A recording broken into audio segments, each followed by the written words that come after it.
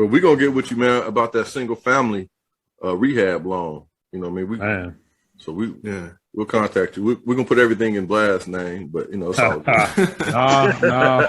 That probably won't work. Rob will be like, But Rob, I am looking to purchase a couple trap houses, so keep me in mind. I got you. I'll go in with you. I'm in on that. All right, let's do it. Sir. Hey, brother, we want to thank you for joining us, man. The information has been valuable, man. Like I said, yeah. You know what I mean? I appreciate it, man. We're looking to do some things as a collective, and if we can all, link with you and get some things pushed through, we would, definitely appreciate it. I would love that, brother. I would. For sure. Yeah, I'll take care of you guys. Bargos, man. Man, especially if you dropping 25 like it ain't nothing, like shit, you might be in the group. Hey, is Rob in on this deal?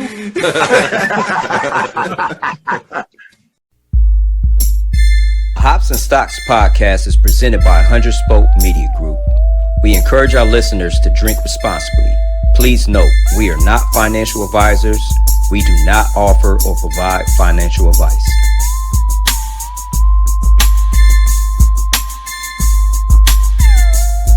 I'm Spoke affiliated from the city of Jim. Welcome back to the Hops and Stocks podcast. This is episode 33, brought to you by 100 Spoke Media Group. We got special guest Rob Wilder. He's a CRA Mortgage Loan Officer. Welcome to the show. Glad to have you, brother. So, Rob. What up? Appreciate it, fellas. Glad to be on. Yeah, man. You can sit back and listen to some of these good beer reviews before we dive into your resume and things you bring to the table. For sure. All right. And E, man, you're especially cool today with your sunglasses and shades. Hey, man. I was telling Dub, I was like, at 4:30, the sun just beams like right into this condo, man. And I didn't want to be sitting on this screen squinting the entire time. So I ain't trying to be extra cool, but just trying not to squint on the screen. That's what you are, man. Just say that's what I am. Sunglasses and Advil, man. Right. I like to see sunglasses. I like to see the view. I like to show the audience the view. Man, let's see what we can turn over here before I want to knock nothing down. Already turning up. Okay. You up high, dog. My mic set back up here. Make sure I don't spill a beer. You want cool hombre. You see that? I told you I was fluent. One cool hombre. Yeah, still down here in Mexico. Going on like the third week, enjoying my time down here. But y'all know how we do about this time. We got my guy, Mr. What's in this can? What you drinking on tonight, B-Dub? Well, I'd like to welcome y'all to another episode of What's in This Can, man. Today's episode is from Spectral Alphabet. Now, I was surprised about this joint right here because it's from Dayton. The brewery's called Branch and Bone. I don't know if you can see that. Yeah. Nice artwork on the can. It's New England IPA, so you know what it is. Hazy, look like orange juice. Tropical notes, orange juice. Well, not orange juice, but oranges, tropical. Might actually be good. You got a respectable chalice tonight. Yeah, man. That's probably going to be a 5. Chi-town, baby. Tear down. Uh-oh. Uh-oh. So let's talk about it, man.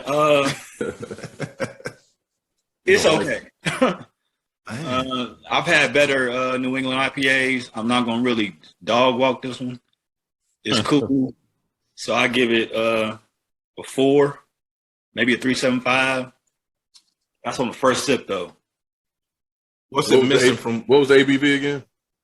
It's 6.8 on the ABV. Oh, okay. It's real dry.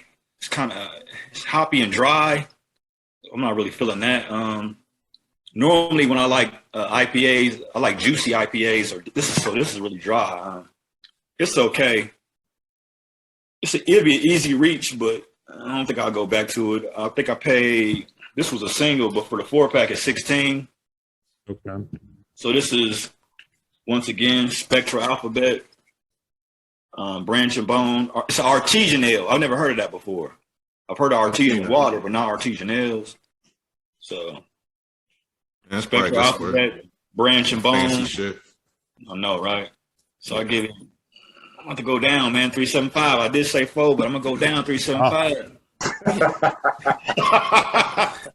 Are you getting any citrus notes at all? It's citrus, but it's like it's almost like bland Kool-Aid. You know what I'm saying? Oh. It's missing a little razzle dazzle on that thing, man. Maybe you can do like me and Doug do and throw a little sugar in it. Liven it up a little bit. Speaking of little sugar Avery up in there. What you got over there, Blast? What you got over there, Blast? All right. Tonight I got a Biggie Smalls inspired Imperial Stout. It's called S'more Money, S'more Problems. Oh, that's dope. And this is from Pipeworks Brewing out of Chi-Town. The notes are graham crackers, cinnamon, vanilla. Make sure I don't slip on that. Vanilla, then cocoa nibs, lactose, and natural marshmallow flavor. It's got a little kick to it. It's 11.2 on the ABV. Oh, yeah. Hey, you've been getting up there the past couple of weekends, man. Past couple of weeks. This was a staff pick of the week from my spot. So shout out to HH. Yeah, that's Pepsi Cola right there. That's thick. That's good, man. Oh yeah. That's see that probably can? easy. I would say that's an easy 4 or 5, man. Jeez. Pipeworks, that's something. That's a new brewery to the pod, man. I don't think anybody's anything right now. At the HH, the lady that runs the beer section, she's been hype about bringing in Pipeworks and a couple other spots. So when I saw the staff pick, I was like, all right, let me give this one a shot. This one was expensive too, man. It was like $7 and change for one. So you think it's some good pipe? Oh. Yeah, I'm just gonna let that rest with you. Hey, man, going into that one. I tried to Sanchez him and he ducked it, man. Yeah, man. I mean, I've already gotten in trouble for some wood discussion, so I'm gonna stay away. I tried to Sanchez and he ducked it, man. He tried it. Man. Yeah, I would say 4.5 though, man. You definitely get that cinnamon with a lot of stouts. You know, it's heavy chocolate. But yeah, there's some vanilla and some marshmallow too. I guess I'm not really getting the graham cracker, but how do you put a graham cracker into a can? Who wants wet graham cracker? I mean, I don't know if you guys do, but I don't. But yeah, it's a 4.5, man. It's a good stout. It's got a good flavor to it. I guess it could be a little more maybe sweet if you're going for the taste of the s'more. The vanilla and the marshmallow could be a little stronger, but it's a pretty good one. 4.5, Pipeworks, S'more Money, S'more Problems. Dope name. Well, yeah. You throw it over to Mr. The plumber over there. Did you get your sink all straightened out last week? Oh yeah, man. I mean, that was a great success. I had a what's it called? A snake downstairs. Really didn't know how to use it. And I looked it up on YouTube. Actually, my wife looked it up on YouTube. And man, we snaked that thing, and it was a clunk of just, I don't know, conglomeration of just bull crap. But anyway, we got it done, man. I felt good. I didn't have to pay no plumber. I didn't have to pay but $200 for a plumber to come do what I did with the snake. So that's just to walk through the door. They be charging like right. Right. Like to ring the doorbell, it's $100. Yeah, I'm excited about this one, man. This is Warp Wing. Yeah. This is that Warp Wing Baltic.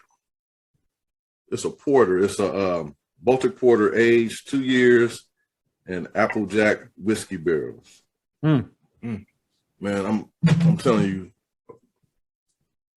if you look at it, this looks like something I really can't drink because it looks kind of stouty. Do the porters have lactose in them typically? Oh man, don't say that, man. Nah, they No. don't. I was asking. I wasn't sure. They don't typically have it in there. They don't typically. Okay. The nose, you're getting coffee, you're getting chocolate, you're getting vanilla. It's a great nose. I wonder how they get that vanilla flavor in there. Tolls, you got any idea? I don't know. Probably through the ass track.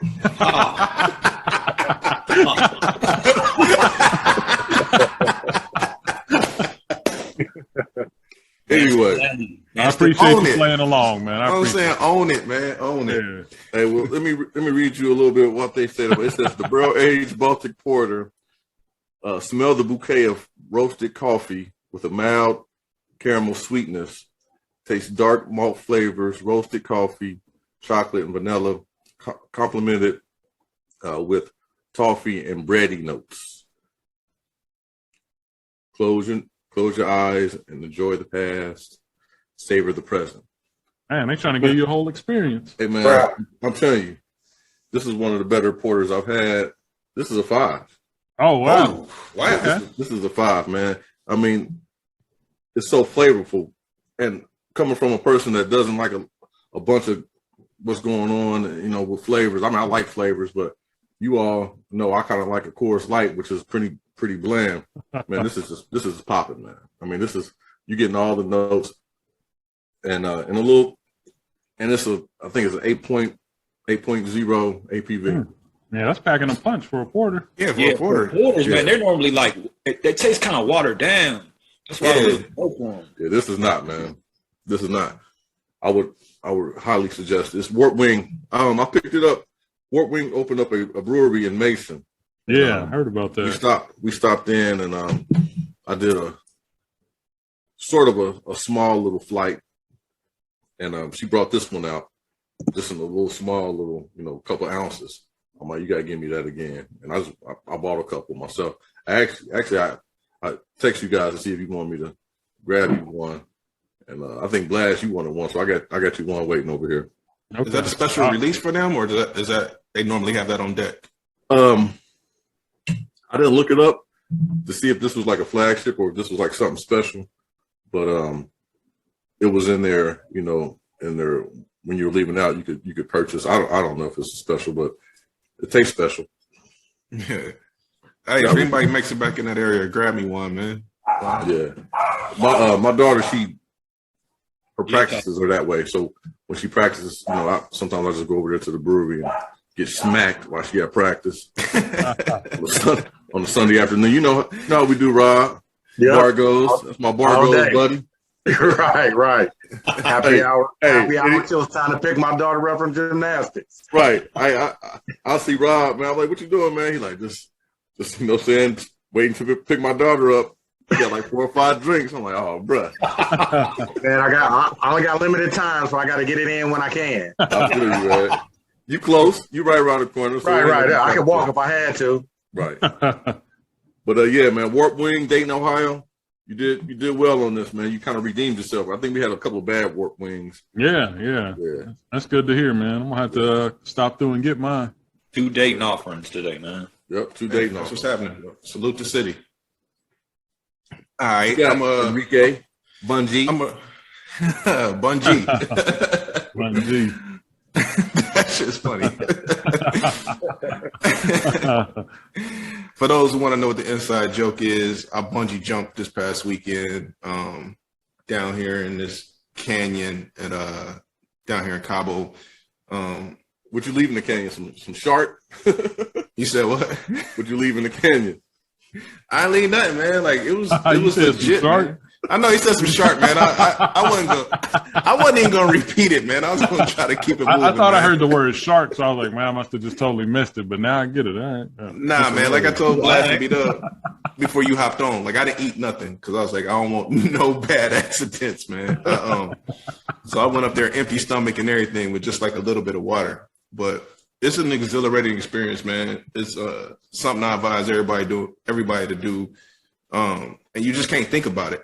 A lot of people was like, "Were you scared?" And I was like, "Man, I didn't give myself a chance to like get scared." It was like, "Okay, I made up my mind. I'm gonna do it." as soon as we got up there, when he opened the door, I just jumped.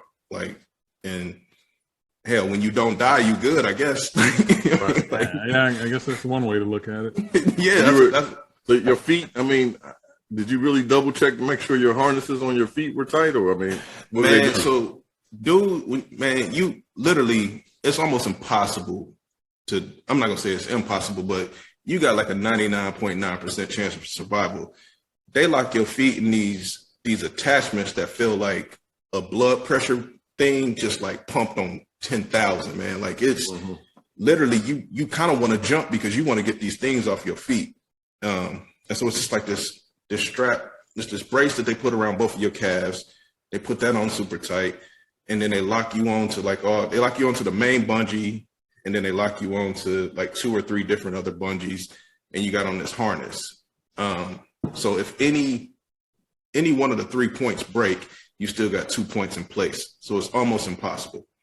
So I felt a little safe when they said that. But like I said, I tried to not let like fear or doubt creep into my head. I was like, okay, I'm doing it.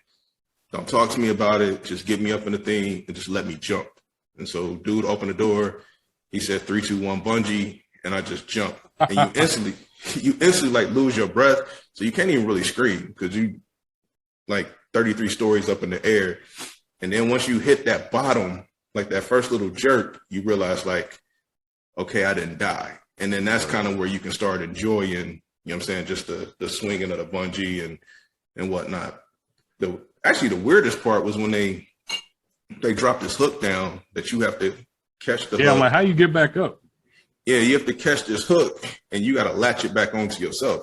So that's literally the only part where I had a little bit of anxiety. So I was like, man, let me make sure I get this hook back on me. So I'm like, is there some sort of crane you can get me back up with? Get this little hook back on so you can raise me back up. But yeah, man, it's a dope experience, man. I would definitely do it again. And I would advise anybody, like the adrenaline high lasts for a couple of hours. Like because it's not every day that you get to experience something like that. So I would definitely do it again. Did you have to sign a waiver or anything, or you have to sign a waiver for the entire thing because a part of it's like this park out here. It's called Wild Canyon, and so it got zip lines, it got ATVs, bungee jumping, UTVs. So you got to sign a waiver just for the entire thing. But yeah, like I said, I didn't allow fear to creep in. I know people might be, man, you BSing. Like, nah, as soon as I saw bungee jumping, I was like, man, I'm doing it. And that was the main thing I went there for. So I went ATV in first, and then I was like, man, let me just go ahead and get this bungee thing out the way so I can kind of just go on with the rest of my day. But it's a dope experience. Seriously, it's really dope. I would definitely do it again. Like I said, it's a sense of accomplishment, man, because every day cats just ain't, you know what I'm saying, bungee jumping. Do that. I mean, but let me hop on over to this beer, man, so we can integrate. So you wanted to scream. You just couldn't. When you jump, yeah, like you like, oh, like I wanted to say holy shit, like nothing came out though, because it was like, but what's said the word that you want the podcast to start off with? What was that? It's in Spanish. Oh, that'd been perfect. Yeah, we could have got into that. But right. But I'm still down here in Mexico, going on week 3, and I'm still, you know what I'm saying, trying a bunch of different Mexican beers, man. And this is called Tempest, and it's by Primus Micro Cerveceria, which is Spanish for microbrewery. This is a 7% double malta, which English translation, double malt. Nice amber color. Yeah, I like that color. Man, it seems like everything you had in Mexico has had amber to it. Yeah, man, they do these amber colored beers well. I've been sipping on this. I like it. That's really the water down there. Man, the color of the water. Oh, hey, man. man. So just a quick little note. So they tell you not to drink the water here, right? So, you know what I'm saying? I got like 100 bottles of bottled water. But I really do think that's why beer is so cheap, because they can't consume, or they at least say you can't consume the tap water. I mean, these beers, literally, I mean, this craft beers are like $2. You can go get whole 6-packs. Like I said, I believe last week, you can get a whole 6-pack for like $3. You think they make it with the tap water? That's what I was thinking too. Well, I think in the beer process, they got to boil the water. So I was going to say they heat it up first, I think. Yeah, they heat it up in the process. So it's killing all the microbes and all that type of stuff, or at least I hope. I mean, I ain't had any BGs or anything like that, so I've been doing good down here. Except for when you bungee. Nah, I swear I was good. I didn't eat nothing until after I bungee. The canyon was like, oh, God.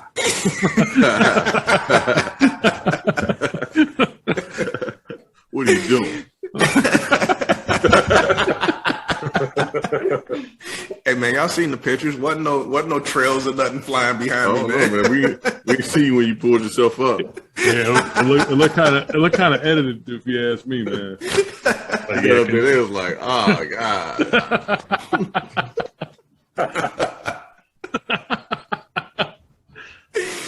Hey man, back to my beer review. But yeah, man, I'm digging this, man. This is a good amber beer, man. 7%, so it's giving you, you know what I'm saying, that nice little volume that you're looking for. This definitely would be something that I would drink like in the summer. And well, hell, it's damn near summer here. It's 80 degrees every single day. I'm gonna give it 4 1/4. Tempest by Primus Micro Cerveceria, based out of Cerveza Mexicano. Have you seen any Coors? You seen any Coors Light since you've been down there? Real talk, I don't think so. What about domestic in general? Just any domestic?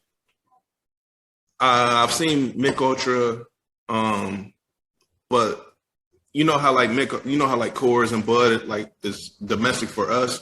They domestic is like Tecate, Dos Equis, and Corona. You know what I'm saying? So that's what you see. Yeah, you see all that in abundance. And so, like I said, that translates to like what we see when we see Bud, Coors, and all that type of stuff. So they'll clown you. They'll clown you if they see you with a Dos Equis. I don't know, man. I see a lot of I see people drinking Dos Equis. They had a Modelo. I think it was called like Prima Malta or something. I had never seen it before. It was fire. Yeah, I like Modelo, man. Yeah, I've been sipping on those pretty pretty regularly because they cheap. And even some of the restaurants who don't really have like a craft selection, they always got, you know what I'm saying, the Negro Modelo and Especial. So I've always liked them, but I have a greater appreciation for them now. But yeah, like I said, I don't think I've seen any Budweiser or Bud Light or they got Coronas. They got Coronas, like I said, Coronas, Tecate, Pacifico, and Dos Equis. Dos Equis would be their version of our domestic brew. Man, this dude B-Dub, man. We went out and he bought a round of beers. Those Coronas, man, they gave me such a headache. Like I had a headache all night long, man. This cat, he goes against a round of Corona. He comes back with a Stella. I'm like, dude, can I get a Stella, man? Nah, I mean, I bought a round for everybody, all Corona. So I had a Corona the first time. I bought another round for everybody. I didn't want a Corona this time. I wanted something different. Nobody tell me what they wanted. So I ain't want that damn Corona either. I ain't want that damn Corona either. Yeah, you see all this clear gold on the table, and this dude got a nice little green Stella that he just sipping on. He brought back that Artois. Yeah, right. But welcome our guest back, Rob Wilder. Once again, mortgage loan officer, man. We want to welcome to the show. Welcome you to our show. Appreciate it. You know what I'm saying? Tell us a little bit about your background, what you do. You ain't sipping on nothing, Rob? You over there sober? You ain't sipping on nothing? You know, I was, but when y'all started talking about domesticated, I figured I was gonna hide it. Ain't nothing wrong with it, man. Hell, give us a review of a Corona, man. How you like that Corona? Was that a it's all right. You know, it's a little hoppy. You know, it's one of the heavier beers that you're gonna have, you know, as a a domestic Mexican beer. But actually, you know what? It's one of my go-tos. I'll drink a Corona, especially when it's warm out, because they're only good when they're cold, to be honest with you. Because if you don't drink them quick, you know, they get warm and you're like, what am I doing? You know, like, man, gotta get a fresh one and you're only halfway through. So yeah, but I sip on Coronas an awful lot when I'm at home watching the game, or especially in the summertime barbecuing. Yeah. You know, going back and forth to the grill. I might drink a 12-pack, you know, in the day. Like, man, I'm doing way too much. Yeah, that's a lot, man. It is, man. You out there burning food with a 12-pack of Corona. No, you know, I'm halfway eating it off the grill. So by the time I bring it in the house, I don't even want to eat no more. I don't eat, you know, half the chicken, a couple ribs, you know what I'm saying? So I'm feeding my drink is what it boils down to. Exactly. But yeah, man, Corona's just my that's my go-to though, for sure. Yeah, man, tell us about the mortgage game, man.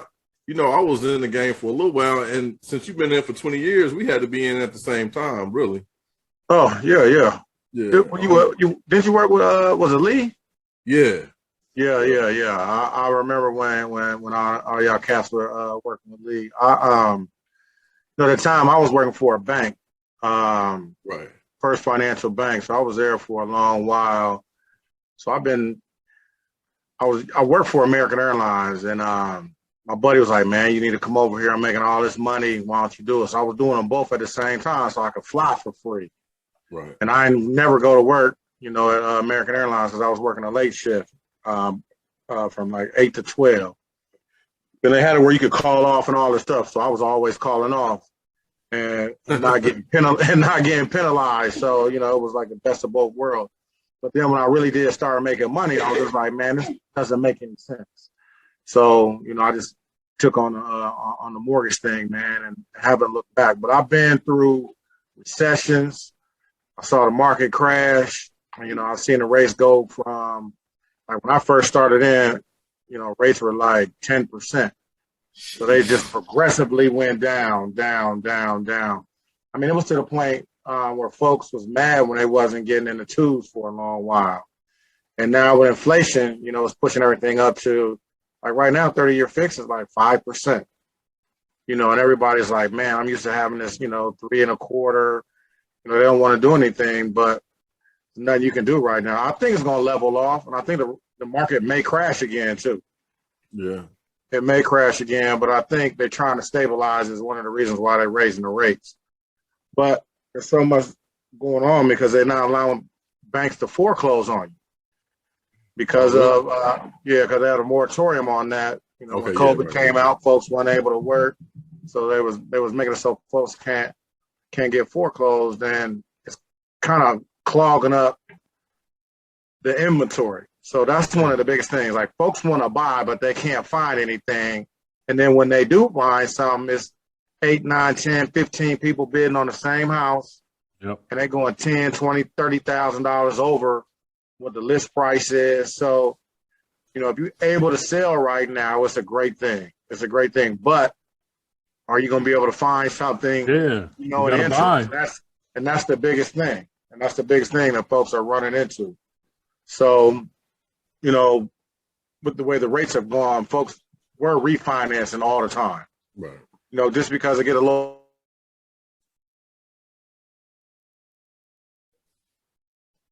Oh, we got some technical difficulties. Rob, you with us? Rob. Ah, man, this is interest rate. Okay, there you go. Yeah, I see. Can you hear me now? Yeah. It was a little close to your router. Kind of close, yeah. Okay, cool. Yeah, I don't know what happened. I was like, man, y'all froze, and I could hear y'all talking, and I was like, nobody here. And it was me that was frozen. I thought it was y'all. Yeah, you was about to get clowned. You was right at that close spot of getting clowned. Oh yeah. It jumped right back in. Good.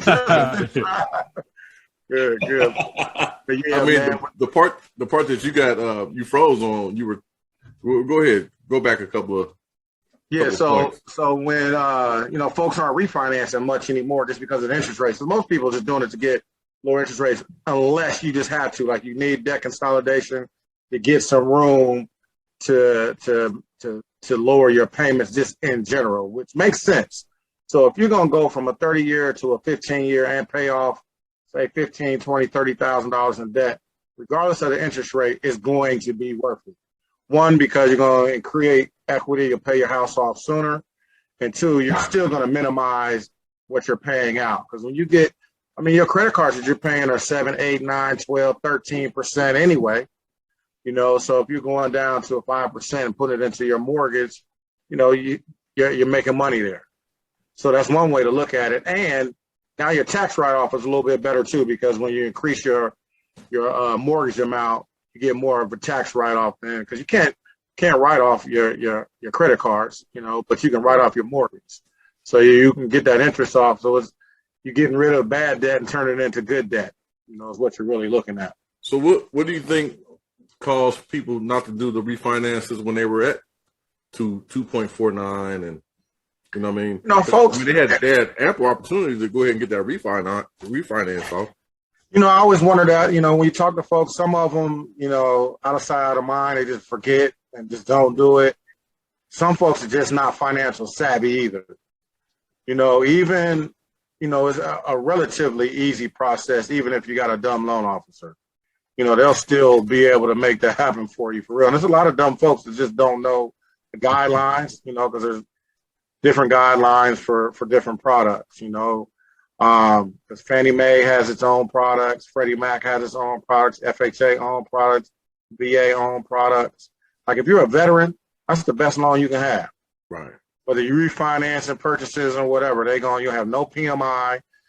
You can go up to 100%. Like you just can't beat that. That's the one thing that the government does do well for veterans, because everything, healthcare and everything else for the veterans is kind of tough for real. So they kind of set you up for failure. But on the mortgage side, it's really well. So right now, a lot of investors are out here buying up these houses, and some of them just slapping a little bit of paint on there, but there's other ones that are really doing, a good job with the rehab and gonna make some decent money. The problem is, are you able to find something where you don't have to put an exorbitant amount of money in and still be able to sell it to make money, to get your money back and then do what you're trying to do? Yeah. That's the biggest thing. So, that's one of those things. I got a buddy, we're trying to buy some land down in South Carolina and then sell to the developers and let them do what they want to do. So that's kind of where I'm at with everything. I've never flipped the house. I've just invested it. I hadn't had to go get contractors and anything like that. Here's my $25,000, before we buy this house in cash, and here's another 10 for my portion of fixing up the house, and then we'll sell it, and I'll get back, 60,000. So I made a $30,000 profit. You can't beat that. And for me, as just my goals, I want to do, 5 to 10 a year in that fashion, and my goal is to make 10,000 a year. So if I make 100,000 on my side hustle, then I'm doing really well, because I do decent on my, on my 9 to 5. So that's what my goal is. And the thing is, going off topic a little bit, is one of the things I'm stressing to my daughter. So I'm trying to get her financial savvy now. I know she's only 11, but that's just one of those things. So I bring her in on all these type things. When I go have a business meeting and I'm able to, and it's, relaxed enough, I'll bring her in on those things so she can have an understanding about it. So she understands the market too. That's and that's, that's kind of one of, my goals, is just give her everything. And, so I know I did once I'm, I said I got 10 more years to work this, and then, I still can do the real estate thing, but working for somebody at the most 10 years, that'll get her through college. And then after that, I'm done. I'll do whatever it is on my own. I'll be, 57, and I'll be in good shape at that point. When you do that silent investing, what are some things that you check off to make sure it's a good deal?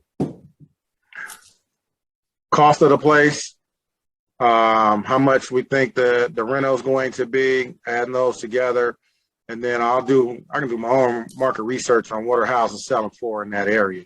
Right. And that's just going to be the biggest thing. But the rental process is the biggest part, because you're always going to fall into something that you didn't know was going to be there.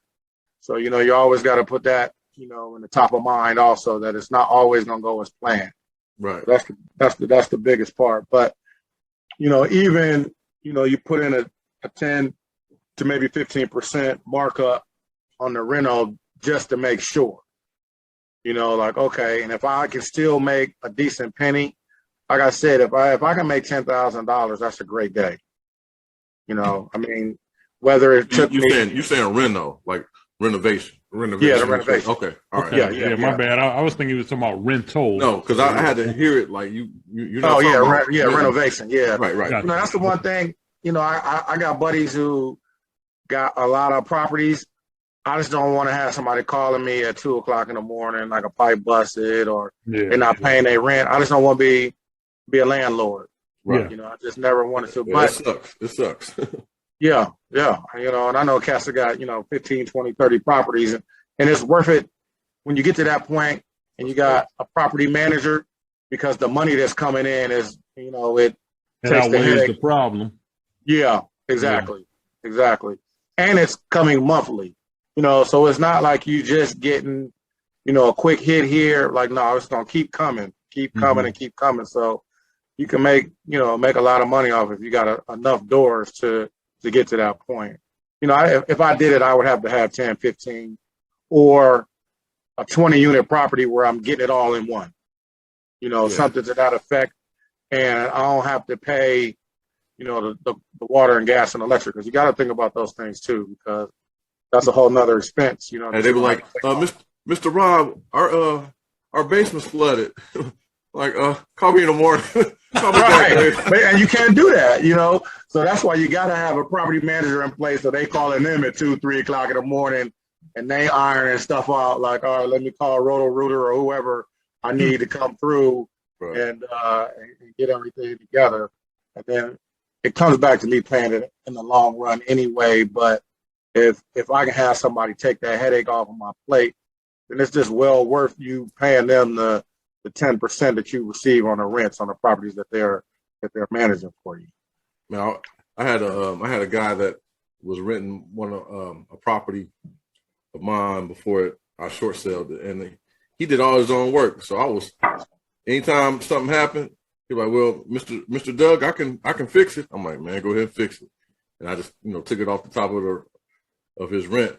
But if you get somebody in there that knows how to do that stuff, but then they may say, "Hey, it was $500 worth of work, and it was only like 150." So right. That's like being a mechanic, man. That's one of the things you can mark up, and you just don't know. I mean, unless besides asking, like, let me get the receipts, and then they're gonna be like, well, the labor or whatever, they'll figure out a way exactly to put that cost in there. Mm-hmm. Yeah. So Rob, it's tough. so to continue the conversation about, like, investing in renovations and things like, excuse me, like that. Here recently amongst our group chat, we've been talking about, investing in properties in our hometown. And, every day I get different listings of properties are going between, 15 and 40,000.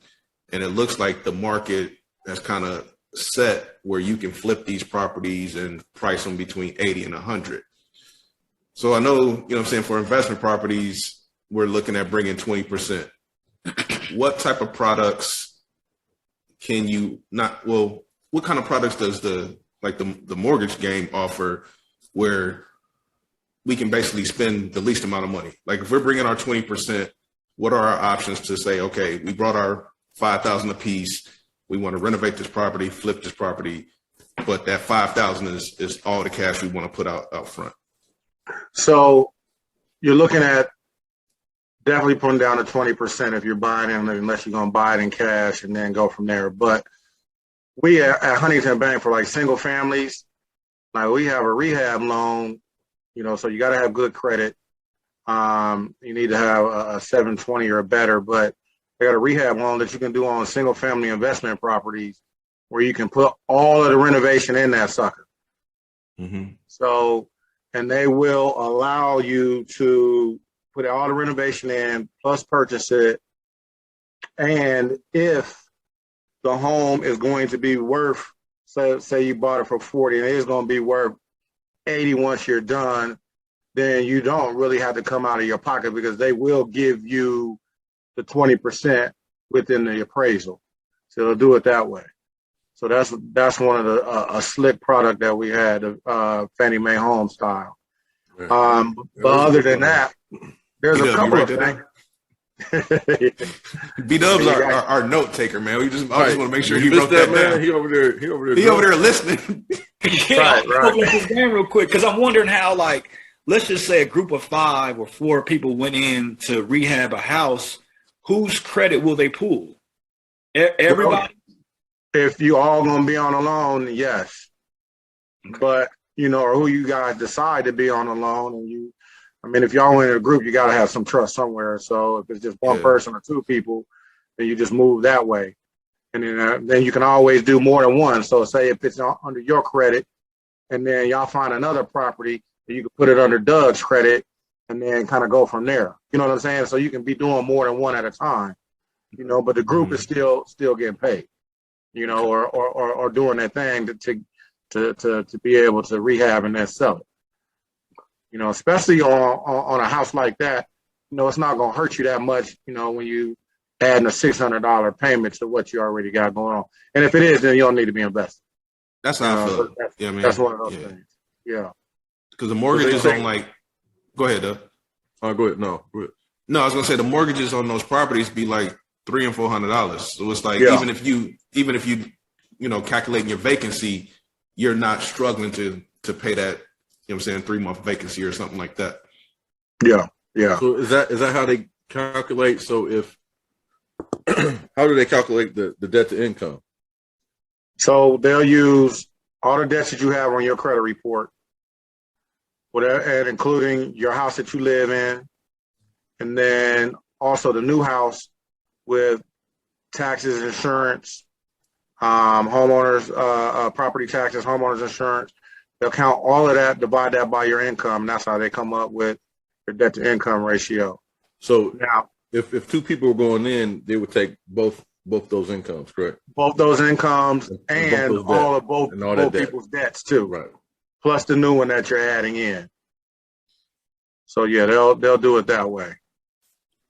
And if just depending if you have to, say if it's a 2-unit or 3-unit, which this particular product you can't do. But if you're doing a 2-unit or 3-unit, you put your 20% down and you're working through it, they'll use 75% of the rental income to allow you to, if you needed some help. For me, when I'm doing deals like that, I take the least path of resistance. So if we don't need the rental income, I'm not putting it on there. I don't need you to be trying to get somebody's leases and, because when you do that, then they also want to see sometimes like the deposit, like, is this person really renting? Like instead of you making a fake lease up, they want to see the deposit, that first deposit you have to do when you rent a house. So they'll go deeper into it. They don't just make it real easy. So I'm trying to use the path of least resistance to make it easier and quicker. Do they still source all the funds and all that? Oh, yeah. 2 months source the season, unless it's coming from like a 401k or something like that. Right. On investment properties, they won't let you get a gift either. Like you got to have your own funds. Hey man, I've had clients. I'm sure you've had clients, man. When you had to source and season those funds, they making up all types of shit, man. All types of stuff on the bank account. I'm like, and you can tell, like, man, this ain't gonna work, bro. Right. I'm like, man, my underwriter is not going to approve this shit, man. Yeah. Can you get a gift? You done rolled out some shit. I'm like, ahead of time. I'm like, man, do you know somebody that got X amount of dollars, and we say it's your family, and just get it from them. You know what I'm saying? Since you got all this money, get that to them and trade it out. But can y'all define that? Just give a little bit more context to source the season? Source and season. So the source the funds is like the source is the bank account. So like just say Huntington Bank is the source, and it needs to be seasoned. It needs to be seasoned for at least 2 months. So they want it in your bank account for at least 2 months. So anything that's coming in, so every time I get a bank statement from somebody, the first thing I look at are the deposits on to 2 months that I asked for. I want to see what your deposits are. Like if it's your job, we're fine. But then if you got just a random ATM $3,000 deposit, I'm like, man, I need to know what this is and where it came from. Okay, they be like, and it's got to be child a, support, bro. Be a source. It be child support, bro. Child support will catch you too, though. On the other hand, because folks won't, act like they ain't got child support because it's not showing on your credit report or it's not showing in your on your bank. I mean, on your pay stub, because a lot of times it's on your pay stub. Now, somebody told me one time that they were, saying we need to know where this extra money came from, and they were like, man, that's my child support I received, but you ain't see it no other time. You know what I mean? 'Cause that's when we used to ask. That's when we used to get. We used to have to get like 6 months of bank account. Oh yeah. Now the last 2 or 3 months, man, I'm seeing like $500. He like, man, I'm like, man, this is not going to ride, man. I see what you're trying to do, but it's not going to ride. And now, Zelle and Venmo and Cash App, you know what I'm saying? Folks will be having all that going through there. Like, right. Where this coming from? You know what I'm saying? Like, what is this? But they won't ask unless it's, $500, $700, $800, $900 or more. Like if it's, $200, $300, they won't ask most of the time. Because if you make, just say $50,000, like it's understandable for, $200, $300 to come in and out of your account. But you make 50,000, you're not the type of person that's gonna have $200, $300, even $1,000 coming in every other week, and you can't source it. Like it just doesn't work that way. They're like, what is this? Like you got another bill out there, or is there another job? And plus, like on child support, it shows coming from the Ohio whatever that symbol is for child support. It shows on your when it's debited into your account. Like it's child support, or it's an IRS check. Because all of that auto comes in and it says IRS, state or federal return. So it's hard. It's just hard to get around that type of stuff. Folks, trying to be slick, like, no, that ain't gonna work. And I'll tell them. I mean, sometimes I'm like, well, you might want to wait a month and let this money sit. So then when we get your next bank statement, it won't be showing. It'll look like it's already been there, and then we'll go from there. But, I got one now where just is closing on Monday, and like I've been lying to the other real estate agent because they ain't had any funds. Allegedly. Yeah, exactly. So, I've been trying to, figure out, we finally got it to work, but, it's always the assets usually that get you down the line, because credit, I know that right up front. But folks will make up stuff on their assets, and all of a sudden I get their bank statement, they're talking about they got $7,000 and they only have like $2, but they're like, oh, well, it's coming. Like, come on, man. Where and how is it coming?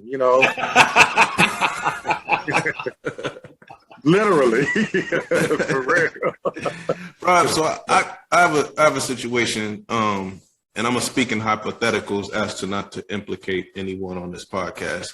So if someone was purchasing a condo, let's say in May, but they had ambitions to invest in real estate property and possibly use bank financing, how long would it take for that mortgage that closes in May to hit that person's credit report? It could be 30 days. It could be 3 months. It could be 4 months. You just never know. The thing is, though, they will see that your credit had been hit by a mortgage company, and if it hasn't, then that's cool too. But there's a back channel that they have where they can see if you have gotten another loan from somewhere that's not showing up on your mortgage. They can still see it. There's a way for them to do a drive report, is what it's called, and they can see if you do have that mortgage or close on the mortgage. They will come find it. And Rob, this person, before they close, another credit report is going to be ran. Yes. Right. They don't do a hard hit, but they will do a soft pull to see if you've added any credit. Right. They do that. And like if you about to quit your job and you supposed to close, they will call and get a verbal verification. So you need to wait until you close if you're gonna quit your job. Because if it's like if you go and say, look, I quit, and they didn't do that verbal, and they find out that you're not working, they won't close on the loan. Like, sorry for your luck. I've had folks do that and get jammed up, and I have folks do it right after they did the verbal. They quit and got away with it. So I've had it happen both ways. But I just don't understand why you do that anyway when you take. Man, I'm like, why are you quitting right as you? Right. Yeah. But folks don't have the right mentality when it comes to those things. So I got another hypothetical, man. Does your bank do equity lines of credit? We do. Okay. We do. Man, how long does it take to close one of those? If all in, it should only really take 30 days. Man. Because a lot of times, I may have to holler at you, man. Like if I did. The hypothetical got lost. It's gone. Man. It's gone. A lot of times when I do it, I've already I am hypothetical. Right. A lot of times I've already done a mortgage for you, so I got all your stuff. So when I'm submitting it for them to do the equity line, I'm giving them everything. So the only thing that they really got to do is have you sign documentation, get the title work updated, and then you should be good. They might ask for an updated pay stub just because my process was over and took a little longer. Hey man, I may have to holler at you, man. I may, like when we hang up, I may call and close and cancel the deal tomorrow. Because this is taking too long, man. I mean, it's taking too long. And like you said, this bank that I'm dealing with has all my information already. Yeah. So it should have been, it should have been an easy thing to do. And, did they have to do an appraisal? Yeah, the appraisal came already, they did the appraisal without even coming to the house. They just, they did a drive-by. Right. And the VOE. So they were waiting on the VOE, like you were talking about, the verification of employment. I got an email. We made a call to the employer, and it's been 4 weeks, and we haven't heard back. I'm like, what? Fucking 4 weeks? Why didn't you contact me before these 3 weeks happened? So most of the time they get it from like the work number. So the work number gonna tell you that you still work there, how much you made and all that time. So it speeds up that process too. Yeah, it's been ridiculous, man. Especially since I deal with this bank. I'm like, you know all this information. This information I just refinanced.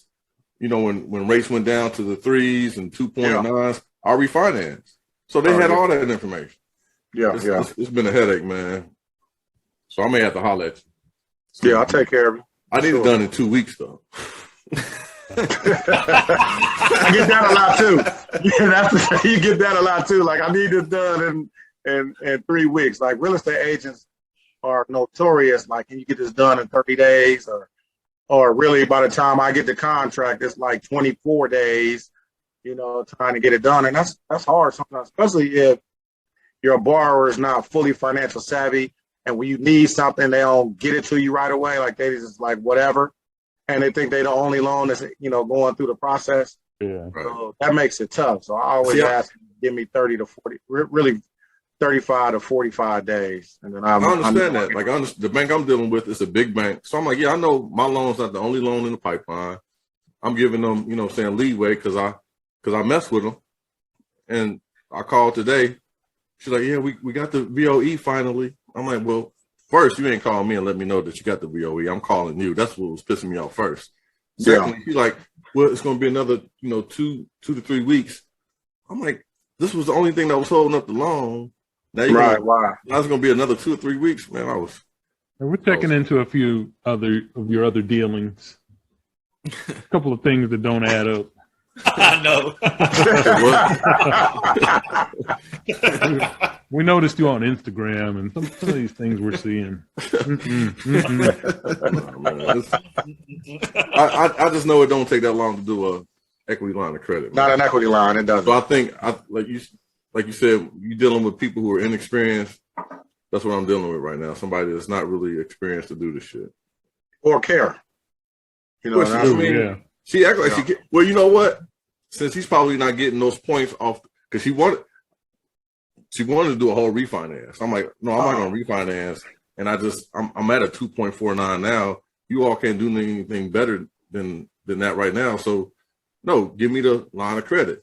She's probably not getting points off of that. She's probably not getting a lot of bread off of that line of credit. So she probably don't care. $75 is what it probably boils down to versus when she was going to make, $3,000.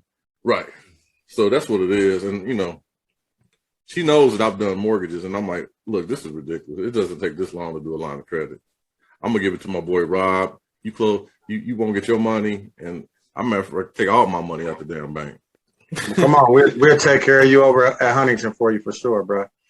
Hey, Rob, what kind of 2 weeks? What kind of DTI are y'all looking at for investment loans? They want you at 43 or below, but if you got good credit and assets, they'll let you go up a little bit at 45, 46. Okay. But see, it's an automated underwrite. So if Fannie Mae comes approved eligible, then we're fine. But if it, comes back and approved ineligible, then we got to figure out keeping it from being ineligible. So they usually want you to be or less. That's not bad when you're looking at two mortgages, 2 mortgages, and then your car and a couple of credit cards or whatever. That's not bad. That's not bad. So, but the only thing is you also got to think this is your gross income. We're not using, the net. So it's not a true representation of what you're really dealing with in terms of what you take home versus what you're spending out. So that's something you always got to be comfortable with, because that's one of the first things I ask somebody when they're buying a house when they get pre-approved. Like, what are you comfortable with paying? And then I tailor their to loan to that, because you can't be like, all right, I don't want to pay no more than $1,000 a month, but you want to get a $300,000. Yeah. I mean, what you gonna put down? 150? Like, that's only because you're not going to get there, especially with rates going up. You're looking at, on $1,000, you're looking at about $150,000 purchase. So you got to, have that conversation when they need to come to Jesus.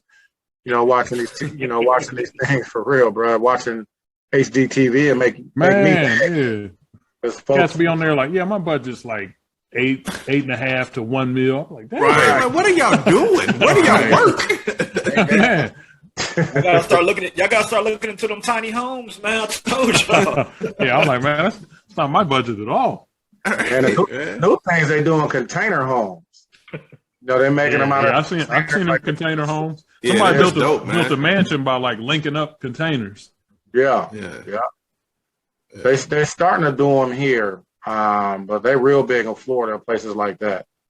And we can do them at Huntington if you come across it. Problem is, can you find a builder to do it?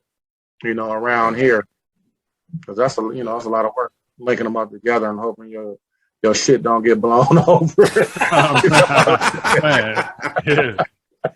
Fall over on you in the middle of the night, like, oh, this is a bad day. What do you do? Just ride by the shipping yard and pick out like 5 of them? Right. Yeah, I want the yellow one, the red one.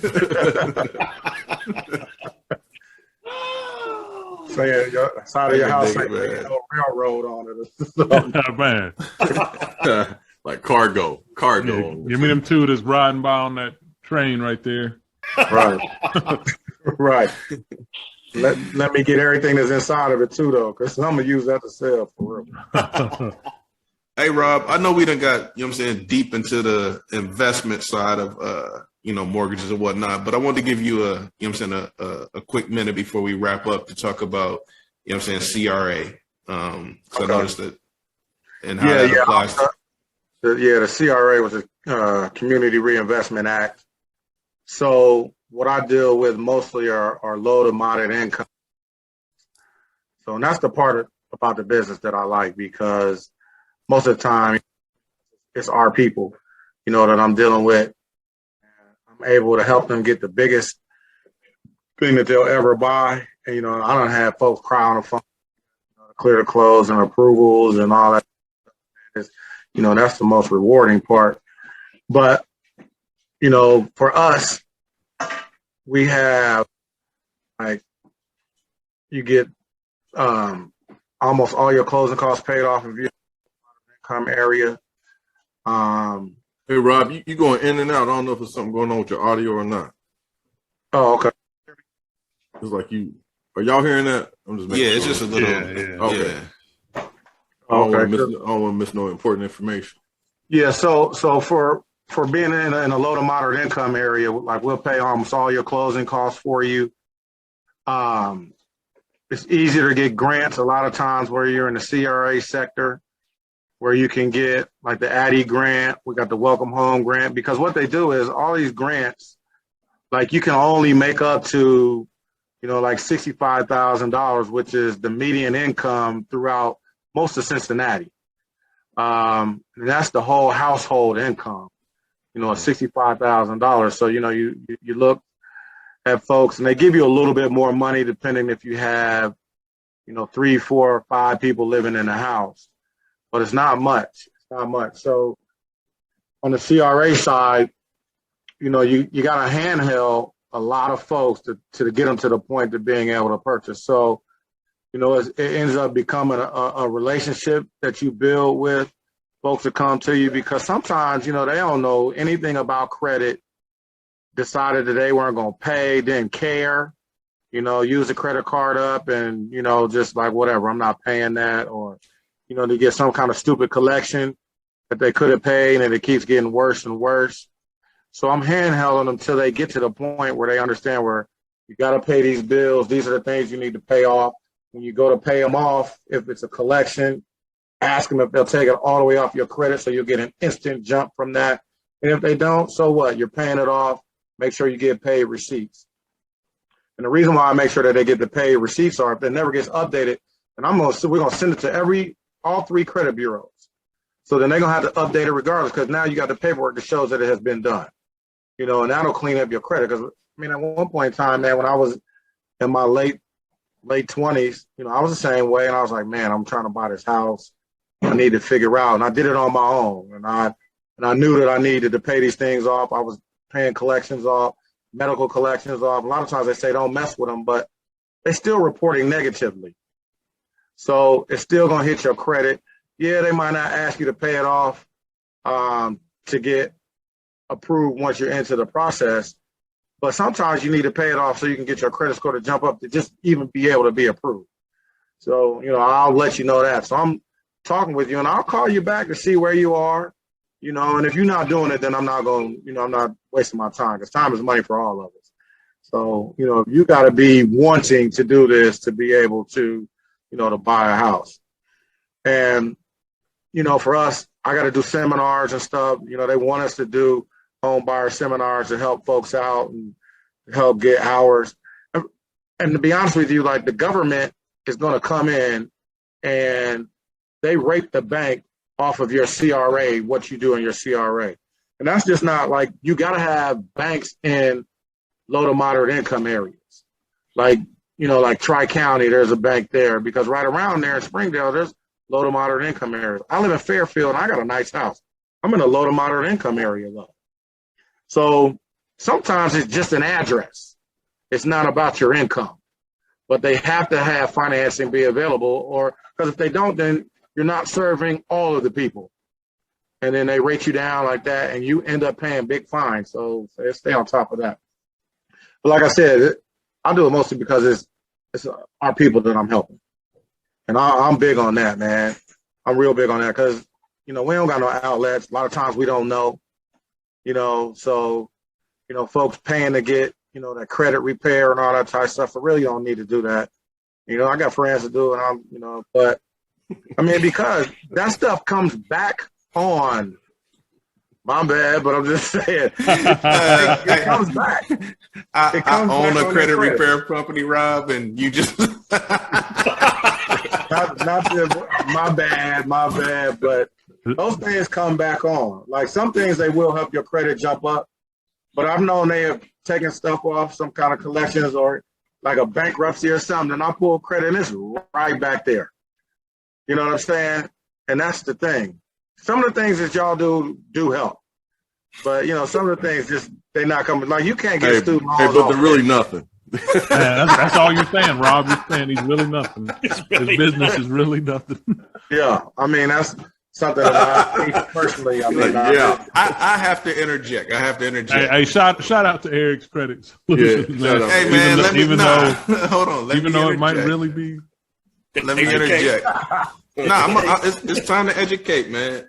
I do educate my clients. I tell them if it is removed, there is always an opportunity for it to come back, and removal from the credit report does not absolve you of the debt. Like you still owe it. Like it's still money that you owe. Like I never promised like, hey, I'm removing this debt. Like, nah, you still owe the debt, but I'm gonna do the things that I need to do to challenge the validity of it reporting to the credit report. Eric's Credit Solutions, follow me on IG. Back to Rob. Back to Rob. Switch gears a little bit, man. What's your take on that one? I'm not gonna name the financial institution, but they didn't refinance half of their minority clients. Did you hear about that? I did. So, this is the second time that they've gone through that. Oh, to really? be honest with you, yeah, it's the second time that they did that. Why ain't we naming them? Yeah, I was wondering what Wells Fargo. Yeah, Wells Fargo. Wells Fargo. Let's say Union Savings also. I didn't know if y'all, maybe one of y'all mess with Wells Fargo. Y'all didn't know. No, I don't have any dealings with them. Yeah, they ain't got none of blast money. Yeah. Wells Fargo and Union Savings is the same way here. They just got hit the same way, I think, for the second time too. And I mean, if folks ain't educated, man, folks they'll just be like, "No, you can't do it." I mean, it is what it is, man. We dealing with racism in all facets of life, bro. Right. So you just gotta understand it. And sometimes you like, man, I got a great credit score. I got some money. Why is this not working? Then you go to the next place and see. Sometimes you just gotta go and see, or call. I have called back places. Like trying to get stuff moved off of my credit or getting the payoff to be cheaper. First person like, nah, but then the next person able to do it. Like you just just sometimes who you talk to. Sometimes folks just don't know their business. Yeah, you got somebody. Like I mean, you hate to say that they don't know, but if you late on your mortgage, that's a ding. That's a ding. Yeah. You can't be late on your mortgage. And you definitely can't have no 1 times 30, 2 times 60, those type of joints. You're not going to be eligible for a refinance. Not saying that that's the situation, but if you're not educated, you're going to be thinking you're going to be paying your mortgage like you're paying your rent. Like, okay, I'll pay it when I want to pay it or whatever. Now you got to be on time because these institutions ain't playing. They aren't playing. I mean, and I pay my bills, and every once in a while, hundreds will call me up like, you haven't paid your mortgage yet. I'm like, oh, okay, I'll pay it right now. Sometimes you just, you forget, and you doing all this other stuff. I'm, trying to juggle, paying other bills or juggle work, juggle the kids, and just everything else. Sometimes life, kick you in your throat, man. So, you got to have for me, and now I got a reminder that comes up on, on my phone, like, it's time to pay this and pay that. Cause that's the worst, man. You sitting around and your lights turn out on you. You're like, man, what just happened? Duke could give you a month, but after that, they're like, nah, I mean, I need my money too. Like like you said, I see you on Instagram. Like, this ain't another. The way you're using up all this electricity. Right, exactly. You got the ring light and everything. Man, pumping up your side business, but can't pay us. Right. So that stuff come out automatically for real. Yeah. That's really the best way to do it. You just gotta, be mindful and don't let your accounts, get overdraft. But when those institutions do those type things, man, and not serve, all people, then hopefully I just think people just say, I'm not dealing with them, and it gets out, and it just goes like that. And then word of mouth, like so-and-so took care of me. You know what I'm saying? You should go holler at so-and-so, they'll get it done for you, and that's the best way, and that's the best business. Just like does Huntington hold their own paper? Do they keep their own paper, or do they sell it? Most of it, most of it. We also got portfolio products that are just in house, so they can't sell it anyway. Okay. But we keep some of the FHA, some of the Fannie Mae and Freddie Mac, which are the conventional loans. But we got our own conventional loans in house too. So we keep some of it, but some of it they do sell too. But most of the time they keep it because that's where you make your money off the interest when they, when they're servicing it. Because that money's just coming right on in. Yeah. And you holding. Just think about the escrow accounts. So you holding all that property taxes and homeowners insurance until it needs to be paid. They're getting interest off of that. So they're making money. They're making money. So they want to keep it if they can. That's for sure. Right. Well, any last thing you have for our listeners, man, as far as how they need to prepare to get a mortgage or anything that you any takeaways that you just want everybody to have? Biggest thing, one is make sure your credit is in order. Make sure your credit is in order. Make sure you got your payments on time. Make sure that you aren't thinking just because it's not going to affect me now, like your medical bills. Like when those go to the collection agencies, they instantly hit you. Like you should never have a medical collection go to your credit. Because you can talk to the people at the hospital and they won't send it to the collections. They'll just hold it till you keep giving them $10 and $10 and $10. Like that should never go to credit. I mean to your credit, folks. And if it's about to you, and it does, call them and say, man, get that back and I'll pay you. I don't want to pay somebody else. Yeah. They'll do that too. So you just got to be financial savvy with your credit. That's going to be the biggest thing. And the next thing, save. Because if you own a house, something is going to go wrong at some point in time, regardless. And you always got to do maintenance. You might need a water heater. You might need air conditioner. AC, furnace. Furnace, yeah, all of that. Windows. Your roof, something happened. And then, all right, so you get an insurance claim, then your insurance goes up. So now when your insurance claim goes up, now your mortgage payment goes up. So, you just got to be, kind of savvy, but saving money is going to be the biggest thing. Credit, save money, and everything else out of that will fall into place. Especially, and keep working, like I said. Right, keep your job. Don't quit your job. Yeah, don't quit your job. For sure. Or buy anything going through the process. I don't have folks buy cars, get excited buying furniture and all that. No, don't do that. And I try to tell them in the beginning, like, do not buy anything until we finish this. Right. Nothing. That's the state that I'm in. I'm closing on the condo hopefully in May. But there's a bunch of investment properties that I want to get into. And it's like, man, Hypothetical gone. Oh shit, it is gone, ain't it? But if you can afford it, it's okay. But you just gotta disclose it. You know what I'm saying? That this is what I'm doing. Yeah. But yeah, if you can afford it, it works. As long as your credit, as long as that rate is locked, they can't mess with your interest rate, right? No, it's locked, right?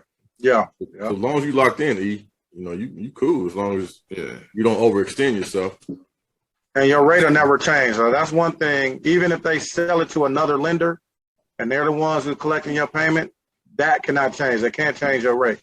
Now, the one thing that they may change is, say, if some levy is passed, and now you're paying for schools and sports or whatever in your area, and it comes on your property taxes and it raises up, then that will change your payment. But that's nothing you can do.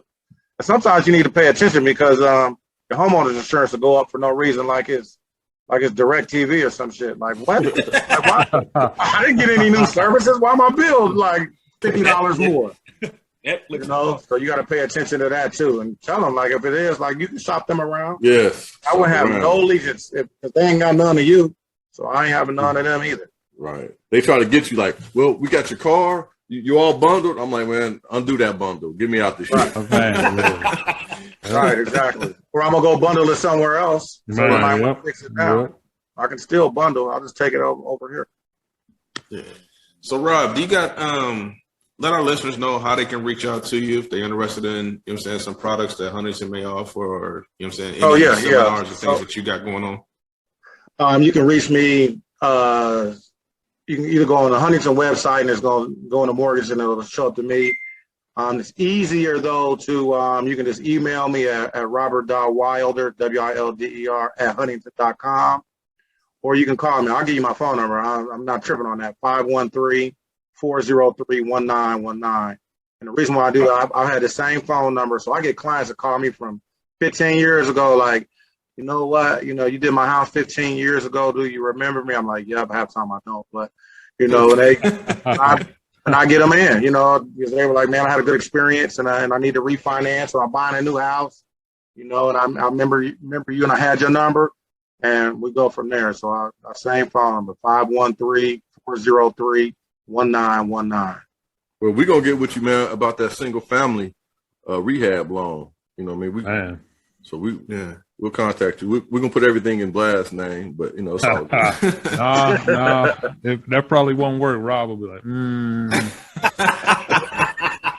But Rob, I am looking to purchase a couple trap houses, so keep me in mind. I got you.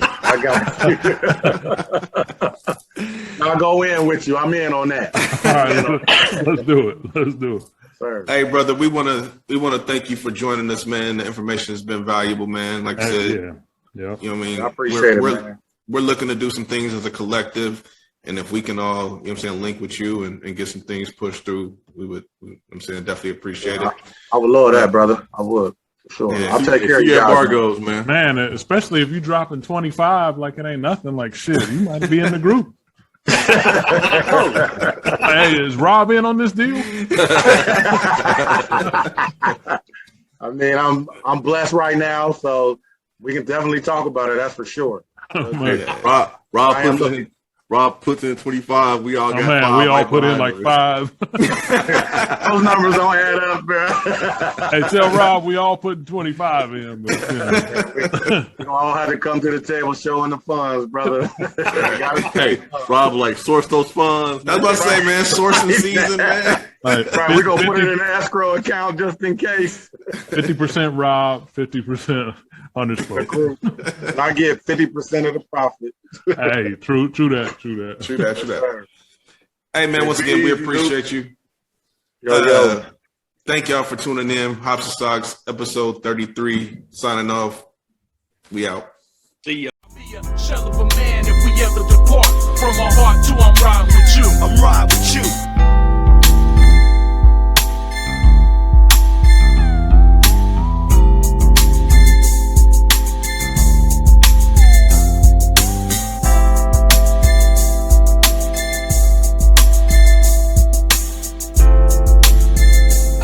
Podcast is presented by Huntington Media Group. We encourage our listeners to drink responsibly. Please note, we are not financial advisors. We do not offer or provide financial advice. Trademark copyrighted by Huntington Media Group.